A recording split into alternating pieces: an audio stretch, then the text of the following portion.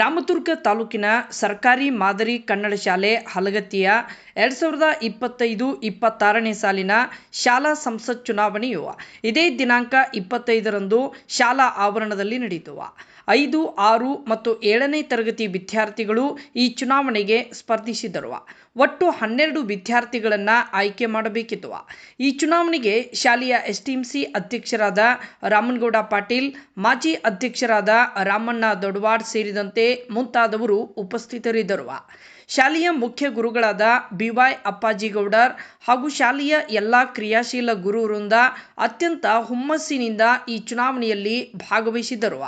ಮುದ್ದು ವಿದ್ಯಾರ್ಥಿನಿಯರು ಅತ್ಯಂತ ಸಂತಸದಿಂದ ತಮ್ಮ ಮತವನ್ನು ಚಲಾಯಿಸಿದರು. ಈ ಮೂಲಕ ವಿದ್ಯಾರ್ಥಿಗಳಲ್ಲಿ ಪ್ರಜಾಪ್ರಭುತ್ವದ ವಿವಿಧ ಅಂಶಗಳನ್ನು ವಿದ್ಯಾರ್ಥಿಗಳಿಗೆ ತಿಳಿಸಲಾಯಿತು. ಭಾರತ ದೇಶದ ಪ್ರಜಾಪ್ರಭುತ್ವದ ಅಂಶಗಳನ್ನು ವಿದ್ಯಾರ್ಥಿಗಳು ಮನಗಂಡು ಮೆಚ್ಚುಗೆಯನ್ನು ವ್ಯಕ್ತಪಡಿಸಿದರು. ಮತದಾನ ಪ್ರತಿಯೊಬ್ಬ ಪ್ರಜೆಯ ಮೂಲಭೂತ ಹಕ್ಕು ಎಂದು ಮಕ್ಕಳಿಗೆ ಅರ್ಥವಾಗುವಂತೆ ಮತದಾನ ಕಾರ್ಯಕ್ರಮ ಅತ್ಯಂತ ಸುಗಮವಾಗಿ ನೆರವೇರಿತು. ವರದಿ BM ಬಿಸ್ನಾಳ್.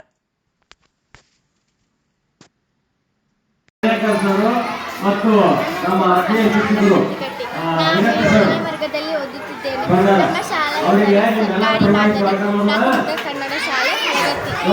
ಇಂದು ನಾವು ಶಾಲಾ ಸಂಸತ್ತಿನಲ್ಲಿ ಓಟ್ ಹಾಕಿದೆವು. ನಮಗೆ ಮುಂದೆ ಹೆಂಗೆ ಓಟ್ ಹಾಕಬೇಕಂತ ಇವಾಗ ಗೊತ್ತಾಯ್ತು.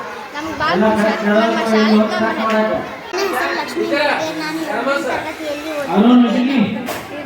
ನಮ್ಮ ಶಾಲೆಯಲ್ಲಿ ಇಂದು ಶಾಲಾ ಸಂಸತ್ ಚುನಾವಣೆ ಇದೆ. ನಾನು ಸಹಿತ ಭಾಗಿಯಾಗಿ